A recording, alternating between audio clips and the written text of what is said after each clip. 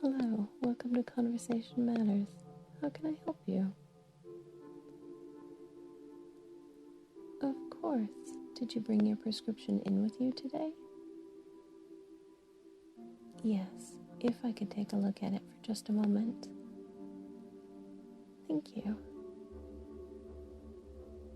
Let's see. A conversation about being lonely during the holidays? Alright. I do have a certified conversationalist available right now. Sure. When you're ready, take your prescription and go right through that door. I've let him know that you're here, and he'll be ready for you.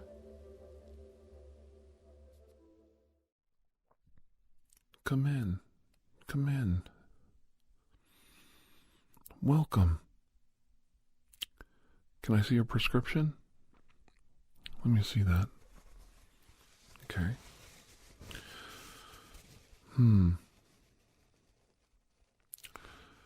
You too, huh? You're going to be alone on Christmas and the holidays? Well, you know exactly what I meant. I'm going to be alone on Christmas Day, too. No, I'm serious. I am. That's why I want to talk to you today. This prescription that you have is very important to me. And the holidays are stressful and they're full of, so many unexpected events and so many things happen during the holidays that are unusual and can cause a lot of anxiety and problems for a person. Not to mention the financial strain of Christmas. I think we overdo it a little bit as a society, and we put way too much undue stress on people. And maybe that's because I've had many successful Christmases with my family. I like to think that there's more important things than just opening presents under the tree. Being with people you love, being able to share your life with someone is truly the greatest gift in the universe. Love, hope, building a future with people that you care about. That really matters. And it's important to me. And it outweighs any financial or gain or gift you could give someone otherwise. Well, the days leading up to Christmas is on a Wednesday, I believe, this year in 2019, and Sunday, Monday, Sunday, Monday, and Tuesday leading up to Christmas, I'm off.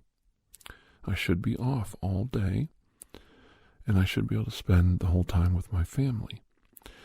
But due to my schedule, it's the kind of schedule I have, I work 3 to 11 on actual Christmas Day. Yes.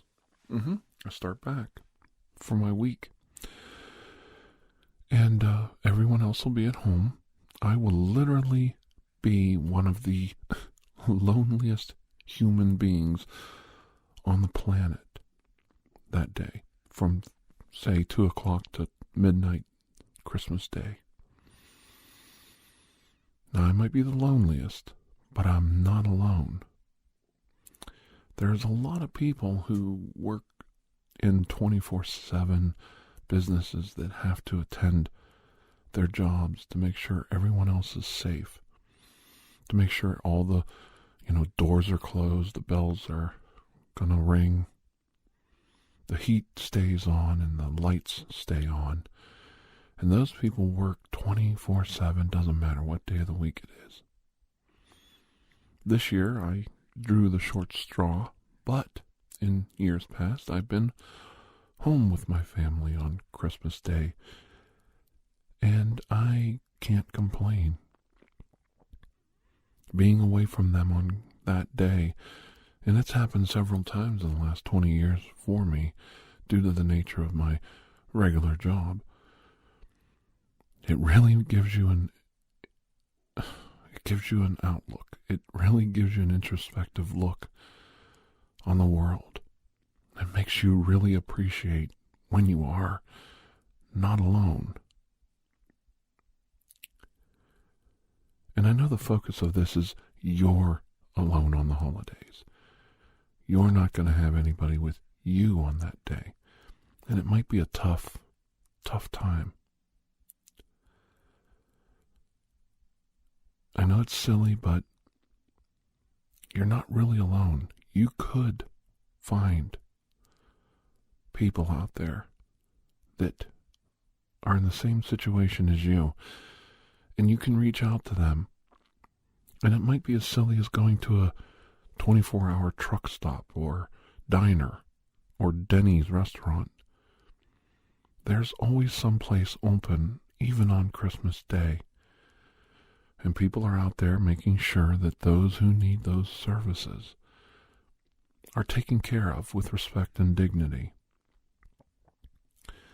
On Christmas Day, I'm going to do a couple tiny, very minute, very small, kind gestures to those that I pass or run into that day. Something of a minor tradition myself. Maybe I'll just hand them a small box of cookies from my home. Or I will open a door or give a kind word to someone I pass that day. I look around and I think about loneliness, the term loneliness. In the age of the internet, you're never really alone. You're always a couple keystrokes away from talking to another human being. I don't think we are actually alone anymore in the universe. Something has changed, and for you to actually be alone in a quiet room, away from everyone, you have to actually remove yourself. You really do. There are so many wonderful support groups and clubs and hobbies that you can join groups for just about any cause, any hobby, any illness even. And you can get a social network of like-minded or like-suffering friends. You can build that network, and you can be a supportive member of it and help everyone around you. You only possibly could be alone in this universe. I think, now I don't know this, I only think it, if you choose to separate yourself at this point. It could be something as silly as a hobby, collecting matchbook covers, but there are groups out there that do it, or the Sons of the Desert that still worship the comedy of, I can't remember their names. Laurel and Hardy, yeah, some fan I am. But you could join the Sons of the Desert. You could become a Three Stooge fan, silly as it sounds.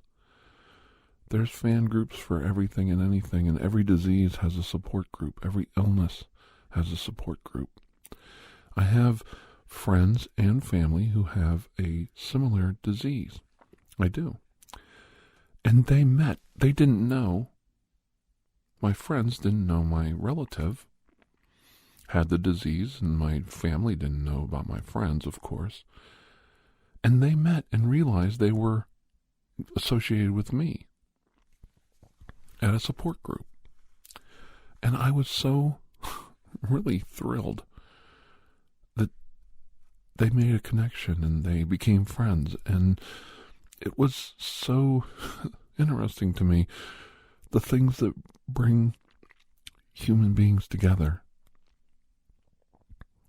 It's very strange, and there's a underlying karma to the universe. The universe is a strange place. I really don't believe in predestiny, and I don't believe everything's mapped out for us. I really believe when you take an action, you go forward in time, when you make a decision, you're changing the constant flow of time and space around you, at least from your point of view, your perspective of the universe.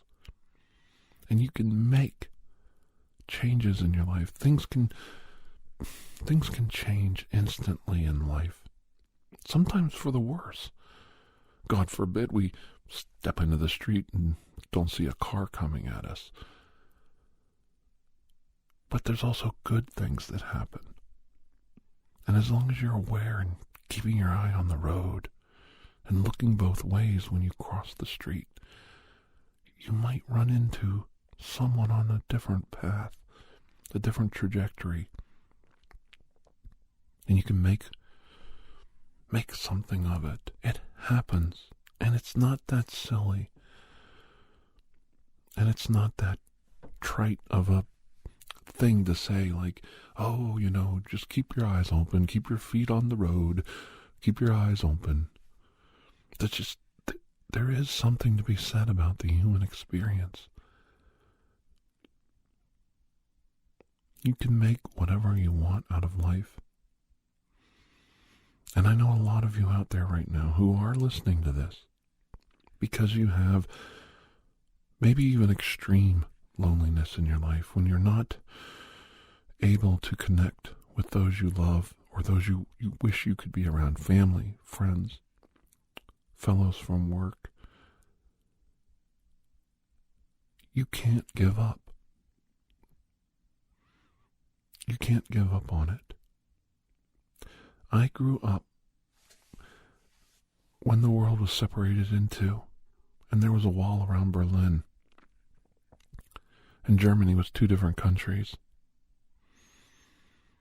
And in the blink of an eye, in respect to time and politics, which hardly ever go together without a war at least, in the blink of an eye, those walls collapsed. I actually knew people who were Americans in the military, and some of my German friends that were there. They were standing on the wall, standing there, watching it come down. And it happened overnight. It happened in the blink of cosmic time.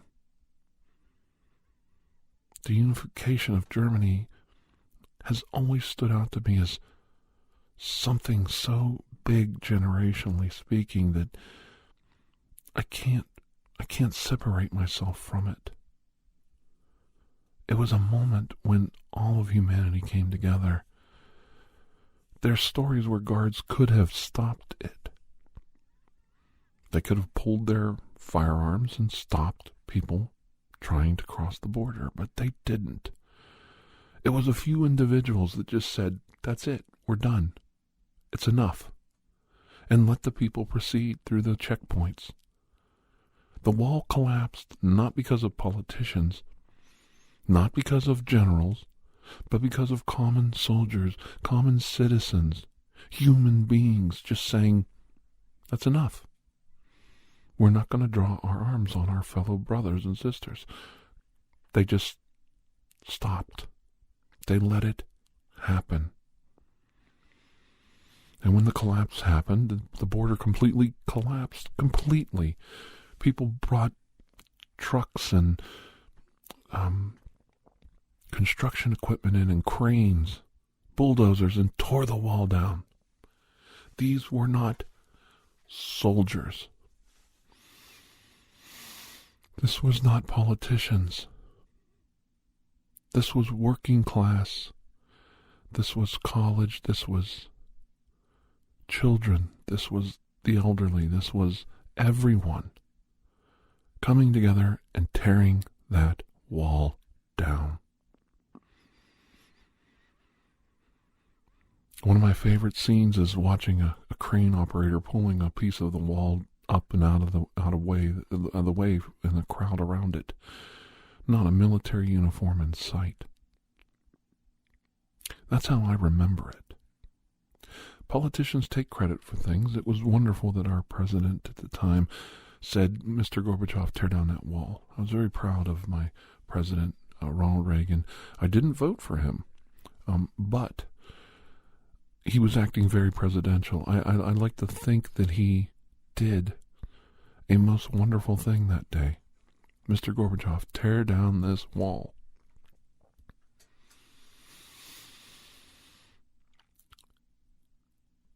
The catalyst for that, it starts back when the wall was built. Not giving up. The Berlin airlift that was organized in the Kennedy administration. It was a NATO project. They kept coal and food and water and medical supplies coming into Berlin to keep that city from collapsing and being absorbed by the communist state. Yes, it was a long generational fight. And yes, the military and politicians were involved. But at the end of the day, when it collapsed, when it went away, when it disappeared from the human experience, it was when people like you and I said that's enough. It's enough. It's over. That's it. It's done. When you've had enough of being lonely, it's time to act. And if you're listening to me right now, as I am standing alone in this room, of course you're here with your prescription, but we're going to suspend belief. But as I'm alone doing this, I'm telling you the truth that you already know. You do not have to be alone, my friend. And you are my friend. You are a human being the same as I am. And you do not need to choose. You do not have to accept being alone anymore. You have the right and the dignity to reach out and find someone, make a friend, join a group, turn on the computer, and start clicking some keys. You know what your interests are. You know what your hobbies are. You know what your favorite TV show is. Reach out and find that group. Find those people in your life. Quit being alone.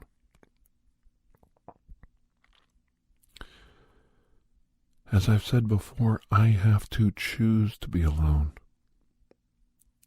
In this world of interconnected minds, I still have those same feelings you have right now. And you may not believe me. There are days when I see or interact hardly with any human being, maybe a clerk at a store or some attendant at a gas station. Always a kind word, always a eye contact. Always trying to make someone's day better, and it does matter to me. It does matter to me. Since I started getting into these conversations and ASMR and podcasting and making silly videos on YouTube, something inside me changed as a human being. And I know not everyone accepts these kind of revelations, these kind of changes of heart, that your nature is still your nature. I was not always the easiest human being to deal with, especially when someone crossed me or made my life difficult. I was always more than capable of being difficult in return, but something over time has changed me, and my heart is not as hardened as it was in the past. I am still capable of great ugliness, maybe that's the right word, ugliness in my life, and I still can hurt someone's feelings, even those that I love, with a cross word or a cross action. I was on vacation recently, and I hurt my wife's feelings at an airport in a moment of confusion. I said something, and it was taken as a rude statement, and I felt so bad because I didn't mean it the way it was interpreted. But I realized immediately, from her point of view, there was no other way for her to take what was said. I was just pointing at a door, and I said, well, the open sign might have been a clue to where to go. And I was very tired. It was a very long day of traveling, and I kind of said it in a joking way, but I really hurt her feelings, and to this moment right now, I regret that I did that. And it's a small thing. But I tell you that even a small razor cuts, and it still bleeds. And you can kill yourself and others with the cuts, the death of 1,000 cuts. And we must work on connections and kindness and helping each other. And if you are alone and you're listening to me right now, as silly as it sounds, you can even write to me. You can stop by. Bring your prescription pad and we'll sit and talk about what you want to talk about. At the end of the year, and it's been a good year, I reflect on how many times I got to talk to people like you. And it was a good thing. And it made me happy. And I don't want to go back to the person I was or the person I've been. I'm not ashamed or upset with that person, but I am wanting to move on. I want to grow as a human being, and I want to keep changing as a human being. I want to be the best human being I can be. And if that means helping you, talking to you, getting to know you and see what makes you special, that's a blessing to me. I think sometimes we look at what you can do for me, like you're nice to me, you're kind, you give me a hug, you shake my hand, we talk. Oh, that was very good. I feel so much better talking to that person. They made me feel good. I don't think we realize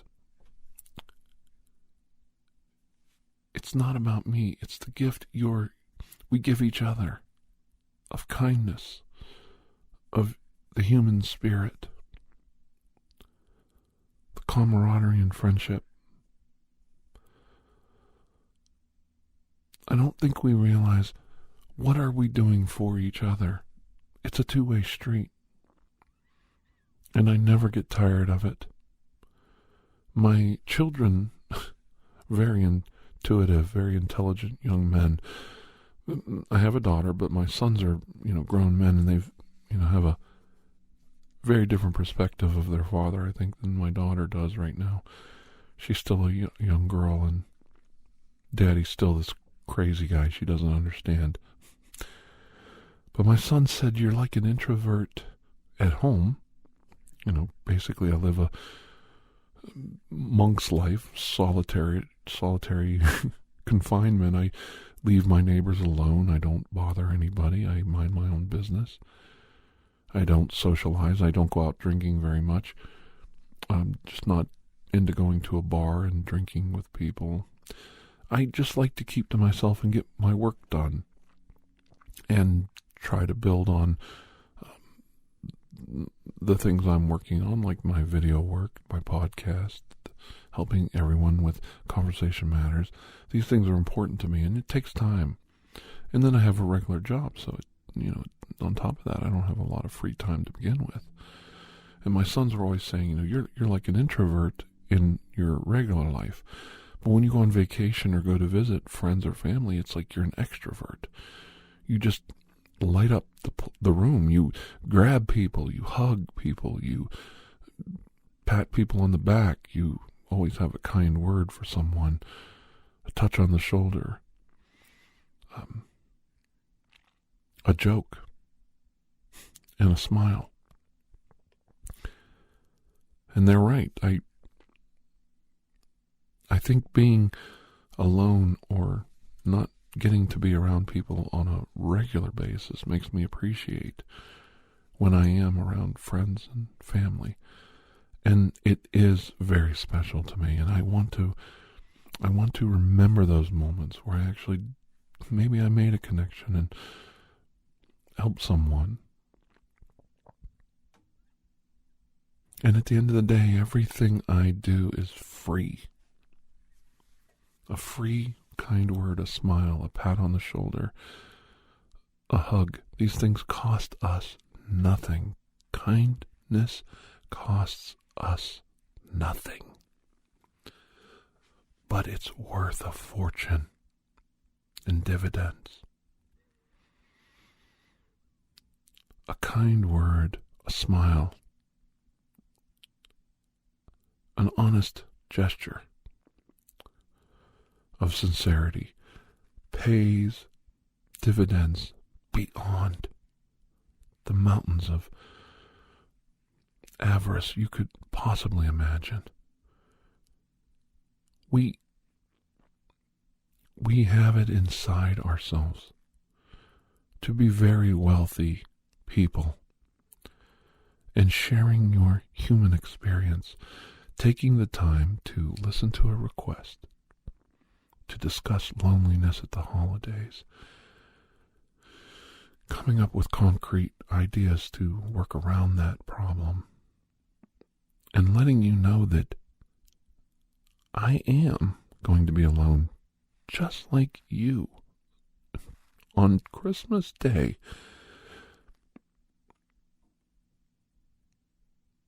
And then explaining,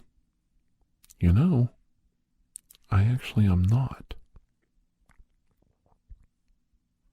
And you're not either. And if you think I'm joking, if you're sitting around on December 25th, Christmas Day this year, from 3 to 11, and you feel kind of lonely, no one wants to talk to you, or you just need a good laugh, shoot me a message on Twitter or an email at couchpotatotheater, theater is spelled TRE, at gmail.com. The information's in the link of this Conversation Matters podcast. Shoot me a message and I'll reply back. And I assure you, my friend, and you are my friend, you're a human being just like me. I assure you, you will not be alone that day. Not if I can help it. And not if you reach out to me. I know some things are silly and trite. Maybe this is a silly and trite little stunt I'm offering to you. But I assure you, swearing on my kids' heads, you know I'm telling you the truth. You're not alone. And if you feel lonely, make it stop. Reach out. You can do it. And you'll be happier for it. And I'll be happy to share my time and my life experience with you. So have no fear and be courageous. Be brave this Christmas season and make changes in your life that put these feelings of loneliness and being alone behind you. You can do it. I know you can. I really believe that. I know you can make changes in your life. We'll see you soon. And I dare you to test me on Christmas Day. I dare you. And we'll have a beer and we'll have a laugh. Maybe not a beer. No beer. I'll have the beer later when I get home. How's that sound? We'll just pretend. Okay. Well, until I see you again, my friend, please take care and have a most blessed day. Happy holidays and God bless you, no matter what your religious denomination is, your personal belief or lack thereof, agnostic, atheist, it doesn't matter. I choose to say God bless you.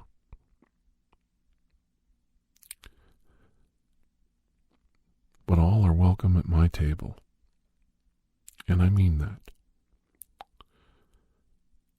That's the way it should be. So have a good day. Bye-bye.